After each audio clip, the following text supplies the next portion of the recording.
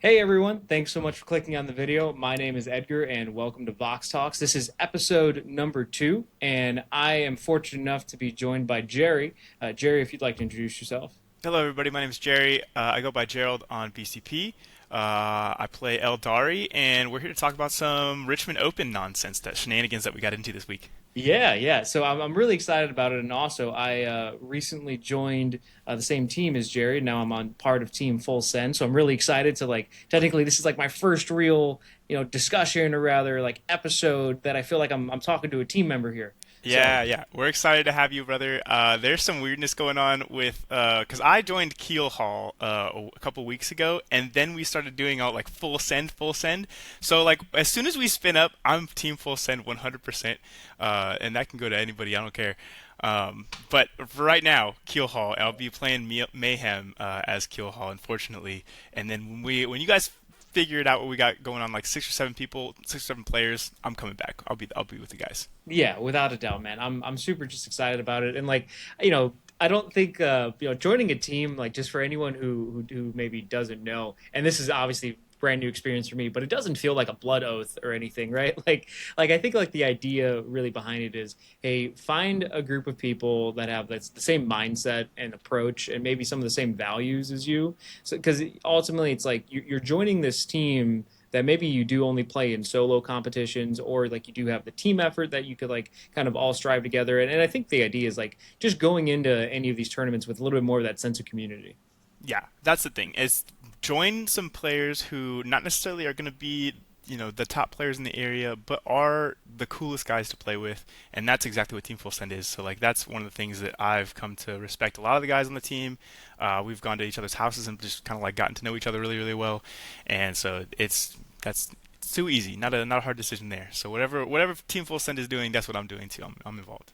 Yeah, rock on, man. Like I'm over here in the Raleigh area, and there's a bunch of guys on the X4 team, and they're all super cool. I've gotten a bunch of great engagement with them, and shout out to all of those amazing players on that team. So there's a lot of just I think cross pollination occurring, and looking forward to seeing them out in the wild. But let's go ahead and talk about Richmond. How was it? Richmond was insane. We had such a good time. I got there too early, right? My first day, and I thought about sleeping outside. I really did. I was like, all right, I've got my gear. I don't have an because I am an adventurer at heart. Like I'll just go someplace and like not have a plan and just kind of figure it out from wherever. And so I started out the trip getting there at like midnight ish, and so all of the people from Keel Hall were already kind of bunked up, and I didn't want to like last minute like say, hey, can I join you? So I decided, all right, you know what? If they have hotels, fine, and they did. I started the trip sleeping or wanting to like set up on a bench. It was just too cold, bro. I busted out a jacket, slept on the bench, like held my arms. I had like 6 hours maybe to like just kind of hang out. Oh, you got there that early. Yeah, I yeah. was trying to, I was like, wait, are we talking like a day? So you basically had like what, 6, 8 hours to kill? Right. So it was at night. I had 6 to 8 hours to kill, and I decided that I was gonna park it up on a bench and kind of try to like get some shut eye, get some sleep. And when the bench finally became way too uncomfortable, I was like, all right, well, yeah, I I could probably just sleep on the ground. Like it's gonna be fine. The grass is softer, and like there's a little cut that I felt like I could get away from. So like I sat there, and then after 20 minutes of like waddling back and forth, I was like, you know what? I'll just make the trip, bro. We'll go get a hotel, and we did. We ended up getting a hotel.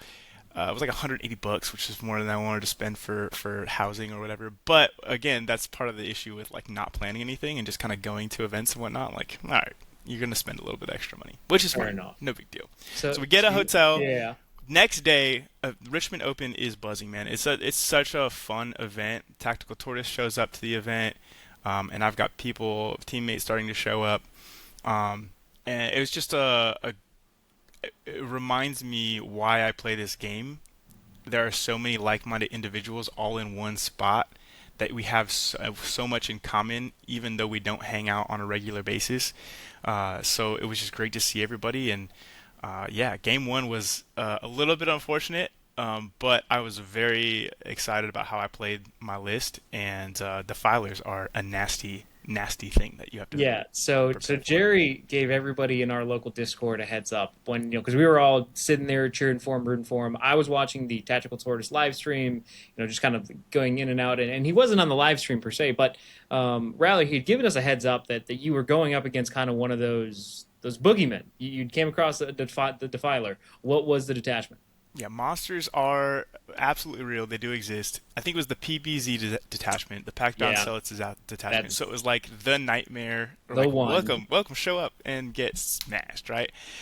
So I was like, all right, well, I prepared for this, mentally prepared to like go against the Filers all weekend. So like, if it's gonna happen round one, two, three, fine, whatever. So we get to the table. He seems like a nice guy. He's a nice guy, and what I did, my strategy for the Defilers was just I'm going to move block you. So with Aeldari, like we have a lot more units. So what we try to do with those units is just kind of make good trades.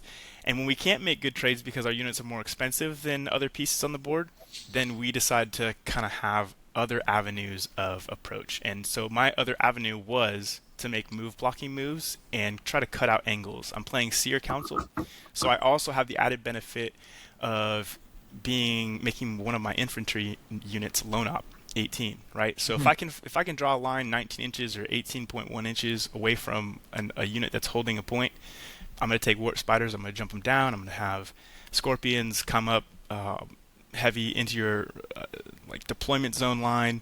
I'm going to have 14-inch movement swooping hawks come up and kind of meet you there right after that point.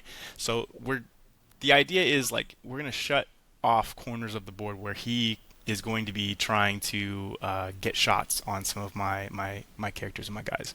Yeah, and the reason why that's so important for those of you who maybe don't know kind of the strength of Packbound Zealots, and maybe we're still in the far future, whoever it is watching this dealing with the terror that is crabs. Right now, the problem with PBZ is that there's so much flexibility with that detachment, and that you can effectively give all of these different units a different type of synergy.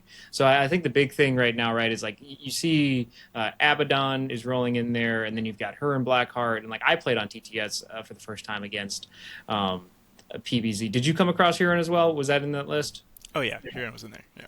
And so basically, like what you get is Huron has just an insane reactive move that he's probably going right back into a Rhino or a transport that could be lone opt.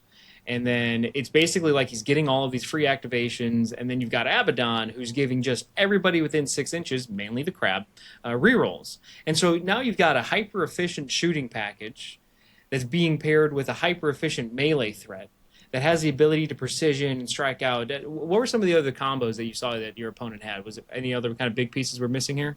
No, that's mainly it, right? Like the dev wounds, the nipple guns, like all the things that this defiler has, and then not only that, but you can put a tech marine behind it and buff it to where it's now healing. So even if I'm plinking off 1 damage, 2 damage to get it ready for a fire dragon setup, or for like the avatar of Cain to come over and like tap it on the head with a spear, it's gonna probably be at full health when I get there because it's just healing these random things. So So maybe, and this is kind of like a good, I think, mindset approach, right? Because as we know, like the beauty of this game is the meta always changes, right? And I think the trend over the last 5 months is like whatever the new model that drops is kind of like the meta defining, meta changing thing. But we're gearing up for 11th, where we know that like it's probably going to be all these like random combos and things that come up, and I'm super excited about it. But I guess my question for you is when you show up and you know that you're playing against like the thing that is perceptually and maybe even factually like the top of the meta,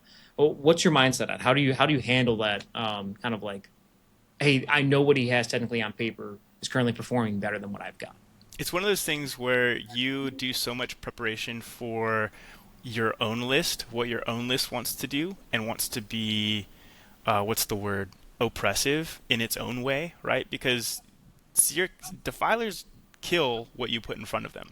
But if I tell you that I'm not going to put everything in front of you and I'm going to do things that maybe you're not prepared to handle, move blocking is one of those weird things that a lot of players, they know it exists and they know how to do it, but it's hard to plan to get move blocked for 3 turns, right? So it's like, okay, my entire gameplay is off, and it's basically me saying I'm forcing you to play a game outside of your comfort zone. And that's what this list does. My Seer Council list does is it takes players and says your game plan is great. Even if you've got fly or like you can move around, maneuver these big old bases, I'm gonna figure out a way to keep you outside of 18 and still be on a point, scoring things. And then I have enough chaff in the list that allows me to do that for 3 turns. So after that third turn, if you haven't been keeping up on your side of the board primary, I just kind of win. Hmm. So my mindset is practice and understand what it is that my list wants to do and go execute it regardless of what the best list in the meta is doing. Yeah, I think that's really well said because like at the end of the day, like as good as these, like whatever the meta is at the moment, there hasn't been any meta winning list that's gotten 100% win rate, Yeah. right? People still figure out ways to play their army, do what their army's win condition is, and set them up. Sometimes it's a little bit more difficult than others. Like for example, like right now, like I'm playing the Hammer of Averni list, Okay. and if your whole thing, like the whole spirit behind that is like, hey, 20 4 wound terminators with 4 invulnerables. That's Go right. ahead and shoot me with your crab. Or maybe you've got a big melee threat because Victrix are still very much in existence, right? Like, go ahead, charge me, and I'm going to turn off that damage output by just doing -1 all incoming damage. And Yep. so, like, these are the types of things that, like, you can either try to, like, kind of counter it or, like, create a new strategy around it. But I think, like you said in the beginning, don't forget what it is that your list wants to do at its core and go out and execute it. And this list, the PPZ list, just has so, and the other lists as well with the other defilers and crabs and whatnot. Like they basically take one of your options away, right? They take away like I'm just going to be so defensive here because they're handing out dev wounds. They're doing just an insane amount of damage. Like they kill. I mean, in Overwatch, and it happened I think turn 2 or 3.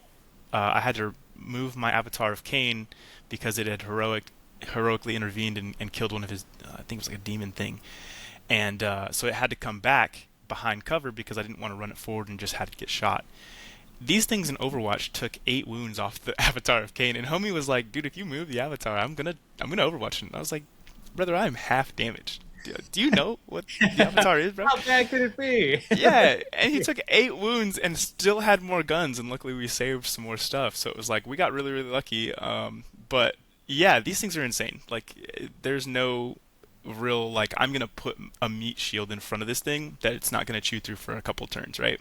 Like Yeah. you just kind of have to find an alternative way of dealing, and I think that at the core of like Warhammer is like what all of us players really enjoy is that one the competitive aspect of how we play, and two like finding new ways to do a thing or win a game, still just be competitive. And Eldari is one of those fun factions like Space Marines where they just have so many different tools in a toolbox, Hmm. and they're not limited on those tools. So we can alternate with the meta and shift with the meta, which is fun for me.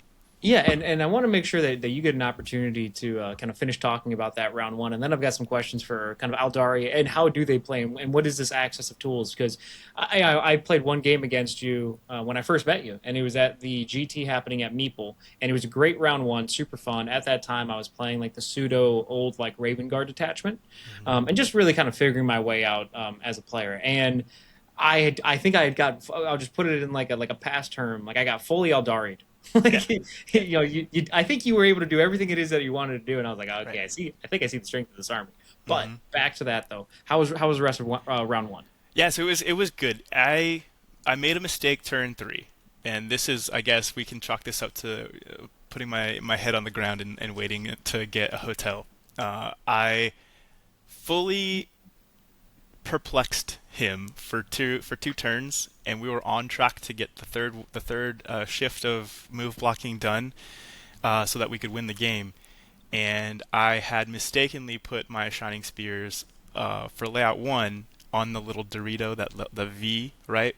Mm, So they were able to be shot from the other side, from the just other side, right? Yeah. So then I had a choice to make because I can only loan up my infantry, so I had to either let them die or figure out like another way to maneuver. So like I just let the spears die, which was my third layer of move block, and so I had to improvise, and the improvisation was fine. But with the Storm Guardians. Basically, I took the Storm Guardians and I moved them up to continue move blocking, but they don't have the 16-inch movement that the spears do with the extra battle focus token that Aeldari has. So basically, they move 7 with and that token. They'll go 9, and then you can advance them. And a lot of their units can still shoot and throw a grenade, obviously. But yeah, it's they didn't get nearly as far, so the crab was able to push up and he started taking more and more pieces from midboard from me as well, which was fine if we get one more round of move blocking. But since that happened, we kind of just had to like when you're in a bad spot and you know that you're in a bad spot, I've found that it's best to just take your army and put it over here and hope that you overkill something, right? And now he has to take more pieces from another a spot and move it over. So that's kind of what I did. I've kind of fully sent it in a way over to his deployment zone objective, and it didn't work out. We lost. We ended up losing that game 73-77. Super So I, close. literally Super. five. It was literally 5 points, and again, so I told myself, all right, cool. Like this is a list we can beat defilers. Like I'm not stressed about any other list going Yeah. into the next one, right? So yeah, it was a good game, tough game. He was a great opponent, and part of me was like, man, ask this man to take this move back. Like, hey man, let me just move these back. But I was like, oh, yeah, yeah, I did that. It's a thing we learned from our mistakes for sure. Well, good on you, right? Like you held yourself accountable, and I think that's probably one of the like most difficult things sometimes as a competitive 40K player, right? Is policing yourself, and no one's expecting like 100% perfection in every like small minute mover. It's a game of inches, right? And there are definitely times where like you maybe your opponent gives you some grace and you're like, hey, did you mean to leave his base on like just tapping that footprint? And you're playing under a time clock, you're trying to make sure that you don't get clocked out, you're trying to do all of these different things and you're thinking about everything that's going on. And so sometimes those little mistakes absolutely happen, and then what do? They kind of steamroll. But then how do you handle that that hiccup, because there's no such thing really as a perfect game. Like you're going to Right. have a misplay, and it's going to be how can you, I think, bounce back and still try to have like a solid counter plan. So good on you for, I think, just showing some good sportsmanship there and keeping yourself accountable. I guess Yeah. you had mentioned earlier, and I brought it up. You're like, hey, like Space Marines are very much a jack of all trades army, right? And the way that I explain this to a lot of people, and it wasn't until I learned this that it really clicked for me when it came to how I should be piloting Space Marines. They're never going to be the best at anything. They're never going to be the fastest. They're never going to be the hardest hitting innately. They rely on being buffed up to really convert and turn into a hyper efficient model, or have that really strong activation, or be a lot more defensively robust than without a buff they would be. And Exactly. so the whole army really relies on synergies and combos and making things oath of moment independent, right? Like how can I? It's one thing like, okay, I know I can kill one thing, but how can I kill another thing without oath? How can I make it feel like I have oath somewhere else? So that's how, as a Space Marine player, I suggest you wrap your head around piloting your army. But what type of tools do you have? So we've got basically a tool for heavy infantry, heavy tanks. We've got a tool for if we need to buff something with Farseers, right? Like +1 to hit, +1 to wound. There are all kinds. I mean, if you are taking Lycus in like an aspect host attachment, like we've got the if he shoots something, he makes something else crit on fives, right? So like it's one of those fun. It's a really fun army to get into because it's very complex. Like you have to really understand that you can't just because you have a thing or a fun toy doesn't mean that like turn 2 is the time to use that fun toy. So it's timing, it's list building, it's understanding your movement and understanding what your opponent is going to want to do with your movement. But lately, I have noticed that Eldari hits a lot less hard. I mean, they still punch when everything gets all the combos get put together. Um, but if you do that too early or too late, you either, if it's early, lose a lot more models than you want to, and then you can't play the game for the rest of 3 turns or whatever. And if it's too late, you've already gotten way too far behind in points, and then trying to take things off the board to be able to score points is a lot more difficult. Usually because your opponent is stuck in, and then it's like, okay, well, I can use that tool here, but when that tool dies, what else do I have to remove his other tools on his side, right? So it's a fun mental dance gymnastics to say, all right, is this my turn to like send everything and like definitely kill what's in the middle, but then what's behind it, right? And which is one of the reasons why I love the warp spider so much. Like, if I Mm. could fit him in my list, I really need to figure out how to get him in there, because being able to run 24 and 26 inches with the battle focus token and then charge is disgusting. Like, it's just a disgusting thing that you can do. And how hard does that unit hit? Oh yeah, I mean, so like 66 flamers. If it's within 6 inches, it's 76 flamers.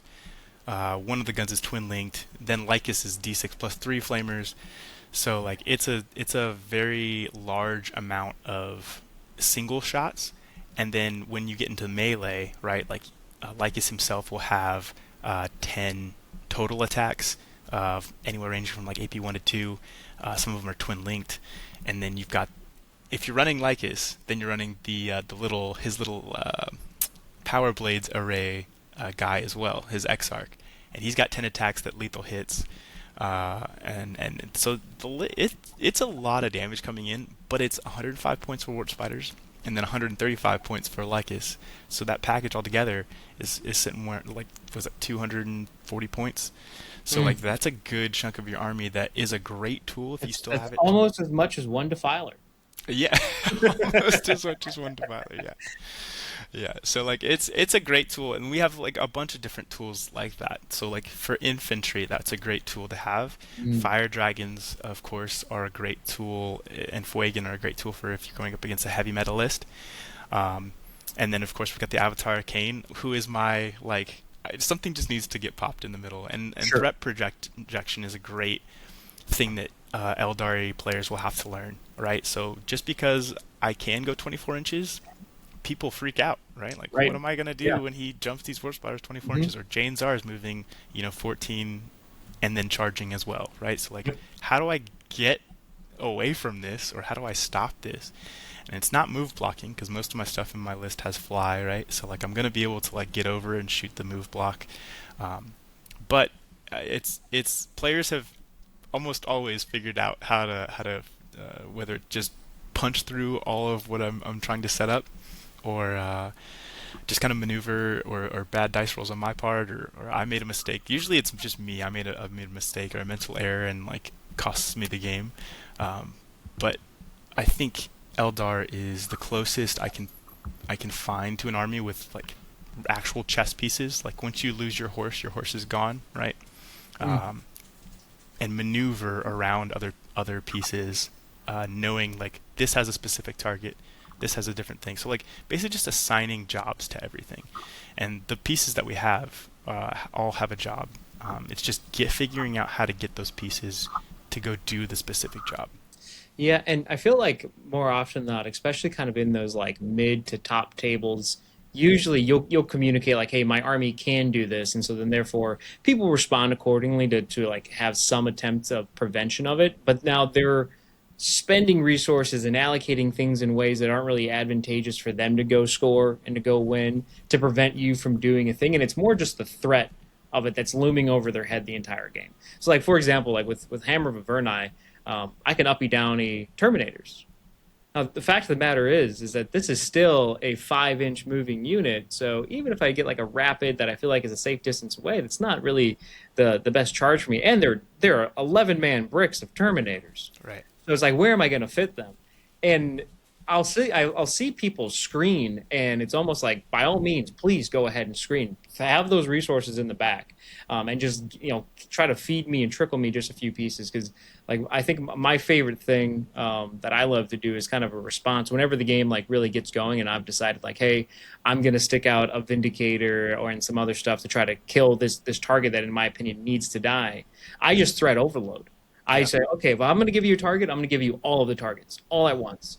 And we'll see, and just kind of rely on my general 2 up save toughness and some of the other things that I've got going. And if it works out for me, it works out for me. If it doesn't, this is why we play dice game. Right. Yeah. Yeah. So, and I've tried to take some of that out of my like, not vocabulary, but like, I want to win all of my games. And Sure. so like, if I leave it up to dice. Sometimes my dice are just no good, and then I lose games. And like to me, that doesn't feel like you have fun, right? Because Yeah, but you're the still feeling. efficiency. But yeah, dude, I want to win. I want to win all my games. So like, how do I take a play and turn that into I'm going to win on after turn 3 or turn 4?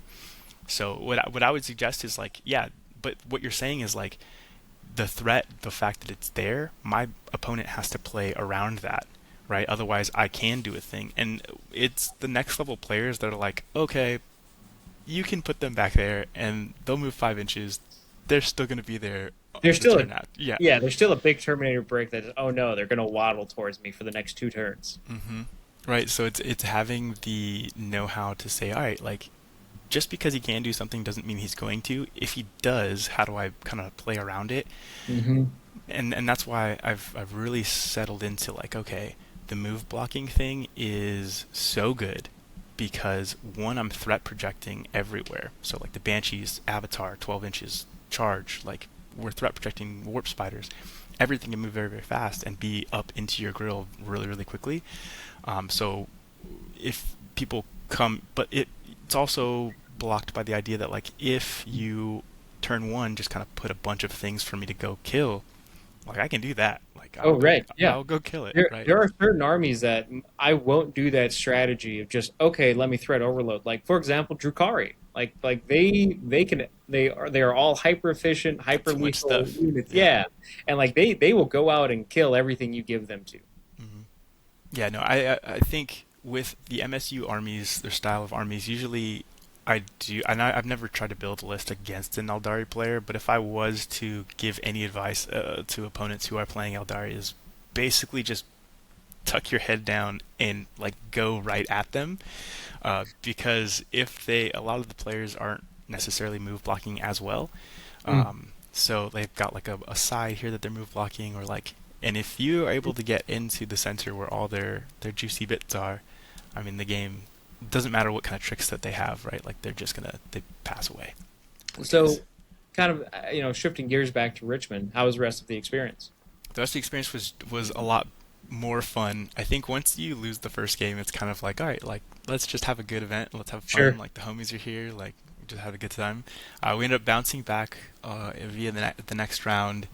We ended up playing Custodes, that of which I was terrified to play into because Matt, one of the guys on the team, plays Custodes. I hadn't beaten his Custodes yet. Usually I go second with him, so he does exactly what I've just told you Sure. guys. Run at me and like try to kill my wardens, and it's like I think we had an experience where we sat down for 2 games right before an event, and we played 2 games, and in neither of those games I took my entire army and tried to kill wardens and maybe would kill 3, right, with my entire army. And it's like, all right, cool. Now I'm gonna just shoot you off the board and run at you, and everything dies. So it was just like, what do I do, right? So going into that, I didn't have, and my mental was like, oh, I can't go 0-2 my first day. That would be tragic, dude, right? Like, so we stressed out a little bit, but Oh, sure. we meet our opponent, and he's a great guy, older gentleman, and he knows my army better than I do, so that was a little bit terrifying too. He was like, "Oh, Seer Mm. Council, you're the guy," type of deal. I was like, "Yes, we're trying a different thing. It's not Aspect Host, it's not Wind Rider, like it's fun." And so he basically set up, I don't even think he had one set of wardens, but I basically told him like I can kill a lot of your stuff, so to be very very careful, whatever. And so he was very very careful. He was a little bit overly careful, and ended up just move blocking him. It was very comfortable game. I think I move blocked him for like 4 turns, so he didn't get much out. And by the time that he did get stuff out, I was way ahead of him. So it was a very Yeah. comfortable second game, which was nice. And then we got to go eat lunch, hang out, come back the next day. We had 3 more games the next day. I'm sorry, we actually lost the game after that because we played Custodes twice, and Oh, that that's Custodes always player fun. had 2 bricks of wardens, so that made it a little bit more difficult. I ended up going second in that game, and I I messed up. It was Scorched Earth, and here's what happened. Okay, because I hadn't practiced Scorched Earth on Search and Destroy, right? And Mm. so I had a theory that I was going to test right then and there, and I sure did. Uh, I took the Avatar of Cain. I went first. Avatar of Cain. I put him down on the middle objective, and I told my opponent, "I'm going to scorch this turn one." And then I took warp spiders. I took shining spears, and I put warp spiders in front to like move block so that he Okay. couldn't get in, right? And then you took shining spears and move blocked the right hand side so he couldn't get in. And then I took scorpions and move blocked the up. So I gave him roughly 4 to 5 units, right? Because I think we had to do an action turn one on my first turn, which is absolutely don't do this. It's tragic. Was a terrible, terrible thing that I did. Um, he was like, I was like, all right, cool, and gave turn over to you. Good luck, scorching. And homie was like, all right, I'm gonna move this tank out like this, and then I'm gonna take my Terminators that were in the tank behind it because he had two tanks basically set up in the Dorito, right? He moved his one tank out with like little Were uh, they? Was it the Land Raider or the like this Custodes tank? this was the Rhino, and then Okay. he did have the Land Raider with Terminators inside, Terminator equivalents. I'm not sure that got out and just ran at my Avatar, and there was this giant hole, and I did try to stop this movement by charging the spears at the Rhino, but the I missed a five. It's like a 5 inch charge that I rerolled and failed twice. Oh, So that was unfortunate. So again, he took the Rhino, moved it out of the way, had the guys in the Land Raider come out, and there was just this gaping hole. So it was a matter of was my Avatar going to be here turn two? I was already going to lose the point because he's got a ton of Terminators coming. But was my Avatar going to be there turn two? And he killed. Of course, the spears went down, the spiders went down, the scorpions went down, and the Avatar stayed. I think with like 3 wounds. And I basically looked up at my turn and was like, all right, this is over. We're going beer hammer mode. Like we're just gonna hang out. I'm gonna try and play this game as best as I can. We ended up scraping like 44 points out of it.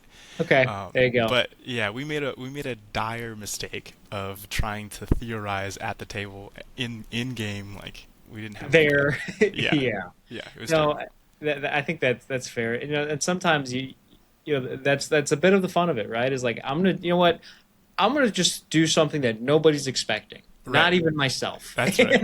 We're just gonna and and then sometimes you're like, that's why you don't do that. exactly. Or Yeah, maybe you discover like this crazy new tactic, right? And unfortunately, it didn't pan out that time. yeah, it didn't pan out the time. It actually is really, really good that it didn't pan out because I would have it stored in my memory bank as like, oh, I could always do this. You know what I mean? Yeah, this is not a good strat. It's not a good way to be. Oh What was the man. last event that you got to go to? Are you playing any events anytime soon? Yeah. So I'll be going to Mayhem here next weekend. I will So see right. you there. Yeah, I'll be Yeah. there. So as of right now, we're shooting this on May 8th. So not too sure when this is going to get posted exactly. It will get posted before Mayhem, but for those of you watching it, and then let's see. I've played in a couple of local RTTs.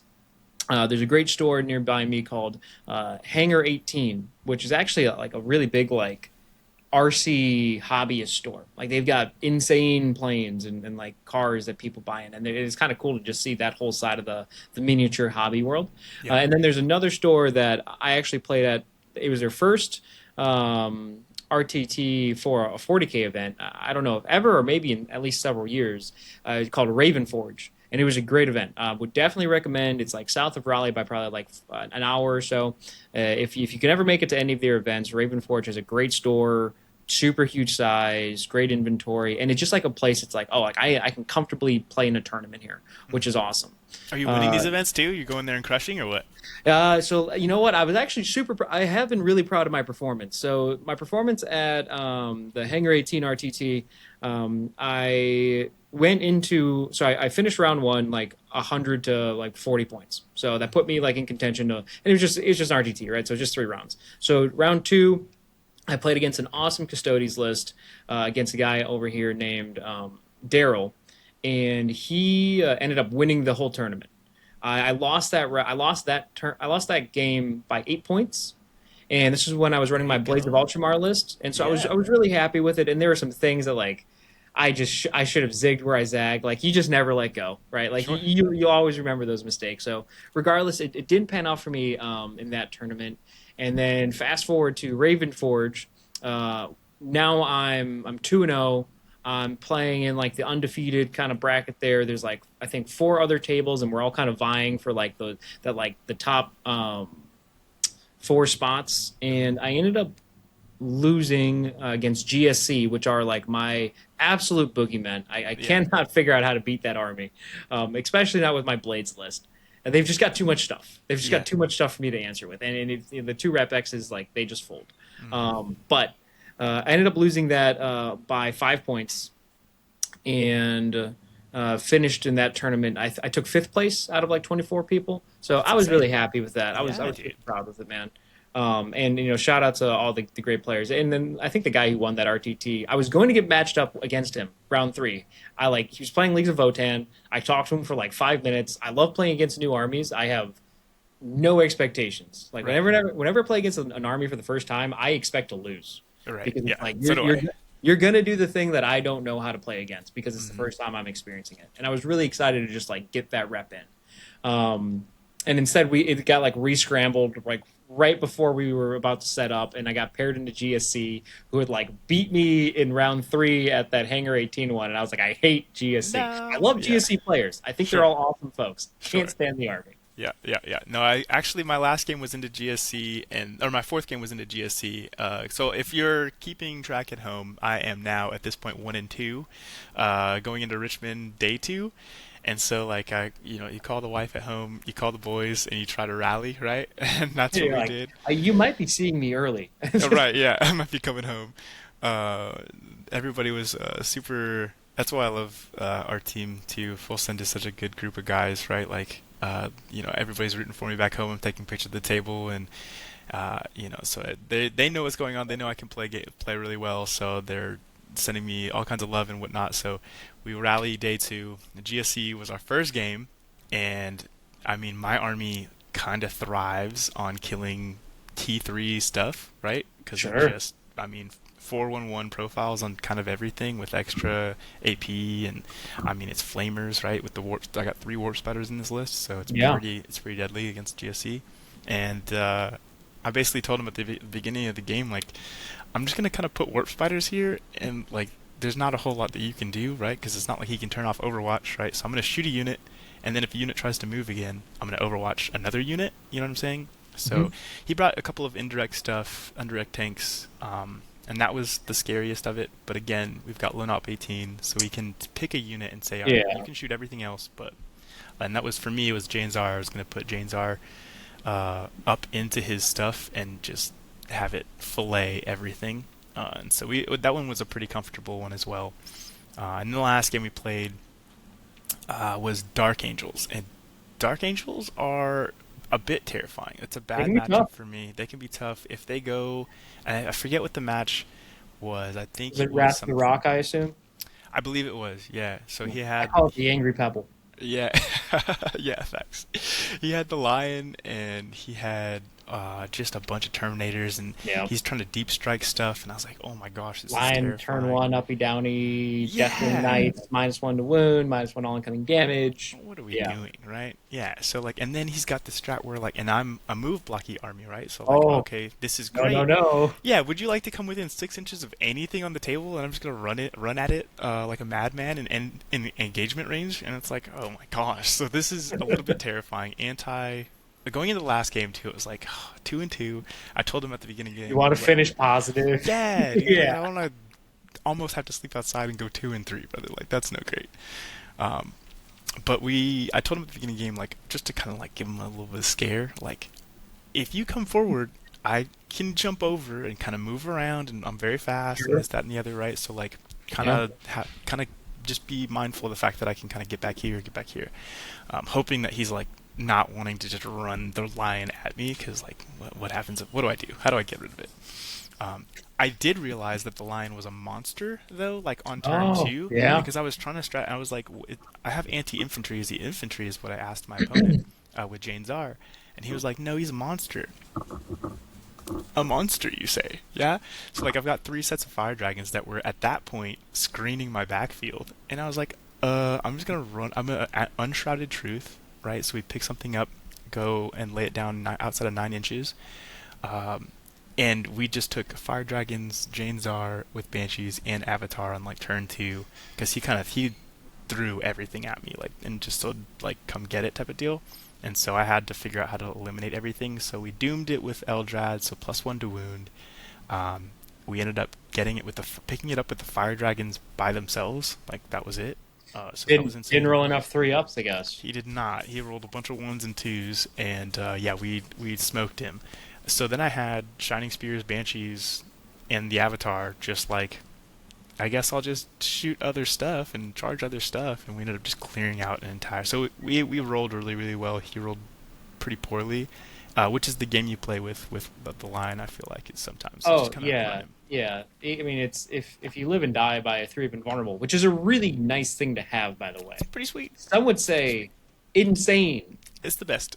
but then you live and die by it, right? Exactly. Like ones and twos, and just we'll give the guy the benefit of the doubt. Say he saves a CP to at least reroll one failed big save. Like it either happens or it doesn't. And he's such like an impenetrable thing because he's got fights first. Yep. He's T9. He can move through walls because he's a Primarch. Right. Regardless of that monster Keyword. profile. Yeah. Right. So there's a lot of big things, and then of course the uppy downing. Like if Yeah. you leave something juicy for him, like turn one to go get, it is very much within the realm of reason for him to go throw a 9-inch charge and just give it a try. Yeah. Not a problem. Not a problem. Yeah. So it was a pretty terrifying list as a finalist to go get, but it was just like, all right, like we're gonna give it our best here, and we'll Yep. move block where we can, and Hey. we didn't make any mistakes as far as move blocking was, which was like my big concern because sometimes you get so hyper fixated on like what your opponent is doing that you kind of forget what it is that you're supposed to be doing. That didn't happen here, so we made sure that like nothing was inside 6 inches, which was kind of a task to be honest, right? Because we want to get up close and personal to stop any charges and shooting and any deep strikes, but we also don't want to get too close because we don't want to get proc the engagement thing, and that because that kind of auto loses us the game, to be honest. Mhm. Um, so we were able to stay outside of everything like that, and he was super nice about it as well. He was reminding me like, hey, you're 5 inches here, 6 inches there, so these guys need to move out a little bit. Yeah. Plus, so like he was great in that respect, and I was of course telling him everything that we could do and be careful of the Ish's Fury, like it's the 66 grenade strat that I've got. So if we're bringing something close, like I can pop it and maybe kill a Terminator. So it was a great game. We ended up taking that one. I think it was like 98 to 60 something. So like we finished on a really strong note, ended 3-2 at Richmond, and now we have this confidence going into Mayhem that like we should have beaten the Defiler list for sure. We should have beaten the Custody list probably. We just don't do silly things. So like we've got a list where I felt we can win all 5 of those matchups. Nice. That's all. That's all I want to know. Cool. We have all the confidence to win other matchups going into the future, and mayhem awaits, man. I'm so excited to be there. Yeah, I'm really excited about Mayhem. It is, to be honest with you, I'm really curious how this is all going to pan out because at the end of the day, I really do consider myself an Ultramarine specialist. That's the army that I've got 1,000 reps in. I know all those data sheets. I know how to play my Blades list really, really well. Mm-hmm. However, when I take a look at what Blades wants to do and how prevalent things like Pack-Bound Zealots are and the Lone Op 18 strat that they can throw my way, that really does, I think, neuter having a rep X or even 2 rep X's trying to get in because they're kind of big, they're awkward to move, you rely on your sight lines, and it's really only 2 shots. It's just 2 shots that you hope connect and go through for that D6 plus 4 damage. So I didn't love the matchups, and then I also kind of took a look at my reps that I was getting in, and like, okay, I'm playing at the top tables, but I'm not beating the top players. Like I still can't seem to do it with this list. And there's I think some debate around like just sticking with it and like always like do you fear the guy who knows 1,000 different punches or the person that's practiced the same punch 1,000 times? Right. And I just kind of have always had this like really interesting curiosity with Hammer of Verni, and then the Colorado like Rocky Mountain Open happened, and I saw somebody do the thing. His name's Ben Neal. out in Colorado, and he's the list that I am like basically copying verbatim. And then I played it a couple times on TTS. It took me a while to like figure it out, but I'm like, this is fun. This Right. is fun, and people also don't really know how to play against this yet because Hmm. basically the big thing about this list is it wants to kill whatever it's in front of. It's hyper efficient in that I've got +1 to wound, and I naturally reroll ones to wound on my Oath of Moment target. Okay. Yeah. So just imagine, and then as soon as I kill my first Oath of Moment target, at the start of any phase, once per battle round, if my chapter master, not Canik yeah, I think it's Canik that's his name, so long as he can see you, he will now be able to declare that second thing as my new Oath of Moment target. Oh, And nice. it can happen at any phase. That's fun. So the issue with Gilliman is that you have to call those two, and sometimes you maybe whatever that second target was, you never get to see it, Hmm. or you never really get to connect with it. Whereas now it's like, well, I've got something that I can see and shoot, and now imagine this: I've got my incursors, so I'm getting everything in the game that I want to shoot with, like my Vindicators, my Ballistas, all hitting on twos, rerolling ones, and then with +1 to wound, wounding on twos, rerolling ones. It's Gross. just hyper efficient Yeah. damage. Yeah. And so, I watched I played against PVZ a couple nights ago, and it was a really good time. I'm super glad I got the rep into it. But even my opponent was like, I didn't know a Defiler could go down that quickly. Yeah. Yeah. And so I'm excited about it. I don't have any like delusions of grandeur. I'm not even going to say what I want the score to be like, but I'm just really excited to show up, play. I did like a very silly paint scheme because I was like, how do I paint 20 Terminators fast? Yeah. And I went for like a vaporwave, like purple, blue, and white with all like true metallics. I've seen that. Yeah. I've seen, Yeah. like, the weirdest thing I've ever saw was at a Teams event. They had their Necrons painted. It was like purple for the upper layer, pink in the middle, and then like green on the bottom. And he hit his three colors, and I was like, dude, that's so not. That's not the point, right? That's not the point. Yeah. You're there. You're here. You're battle ready. But like, God bless these poor things. Yeah. Yeah, I'm really excited because I think I call them disco marines because Nice. they kind of look like a little disco ball. Yeah. And then I got this like sculpting material that I use for a lot of like my water textures, and I've got almost like an exploding like energy ripple Yeah. underneath. Yeah. So I What? think they've got some fun flavor to them, and, And and and I definitely look forward to seeing like how much like more I think character I can give them.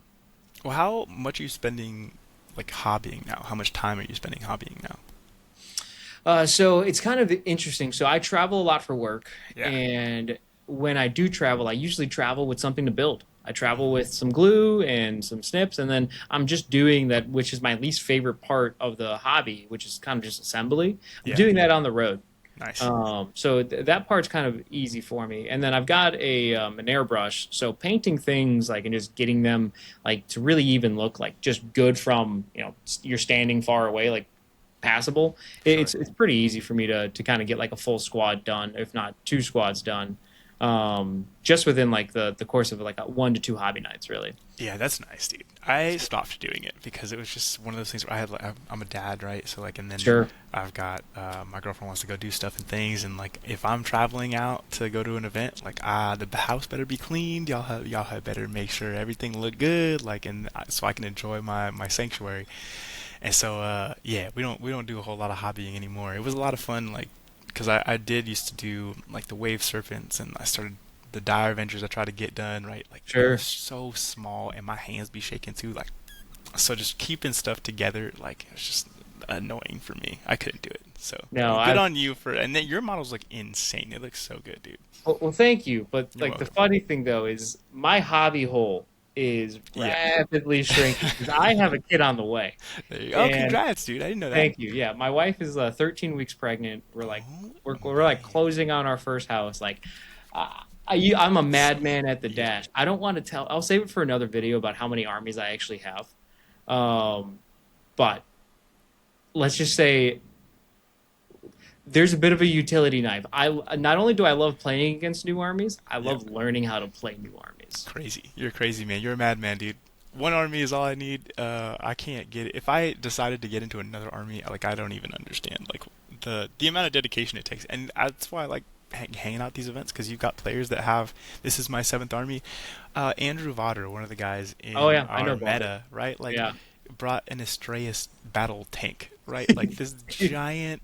It's the size of a laptop, right? That he's putting on the table to play, and just like the amount of models that guy has is crazy. Is it's the reason we get into the hobby because these models are insanely cool. You get to Oh paint yeah. them up, you learn the rules, you play them in a specific pattern, and it's the most fun. So I get it, but man, where am I gonna put my space? Where I need space. Yeah, and then tell you what, the last one I'll leave you with, just because I think you'll appreciate it. Speaking of like Vaughter and that squad, so here in the Raleigh area, there's a great team called X4, and there's a house that we call it the sweatshop.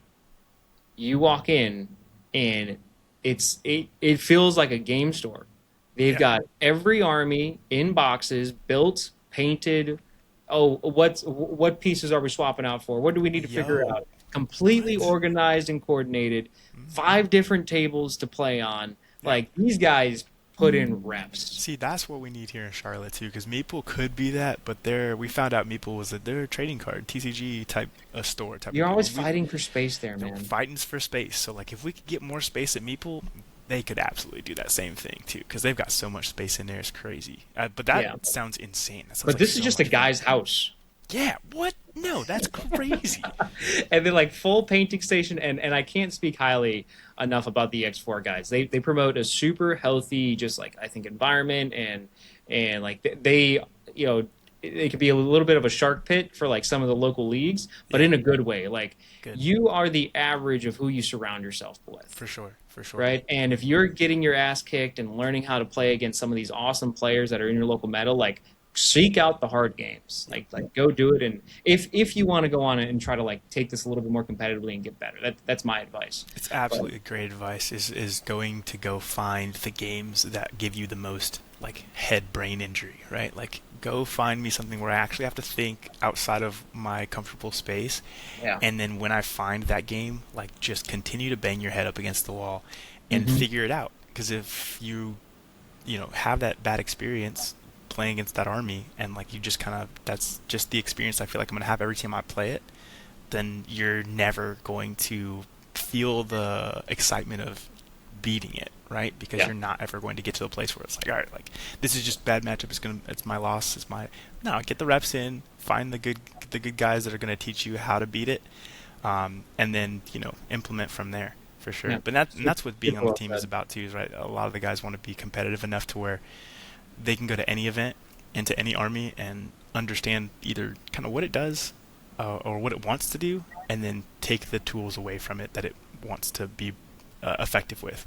Absolutely. So, Stress test your list, man. well, Full Send has that group of guys. I'll tell you that right now. We in there all the time. I'm so proud. Matt has done such a great job, like putting all of it together and like getting people Yeah. like yourself on board, and it's become a really cool, safe space for a lot of players that are both looking to compete at a higher level, and players who are newer to the arena and are wanting to start competing, which was lacking when I first got here for sure. Well, that's perfect, Jerry. I don't know if I can think of a better way to end this episode. We almost doubled the length of what I was hoping to get. So super good conversation, man. Thank you so much. It was an absolute pleasure to have you on the second episode of this Vox Talks 40K show in partnership with Full Send. So Let's go. once again, man, this has been awesome. Thank you so much. Not a problem, brother. Thank you for having me.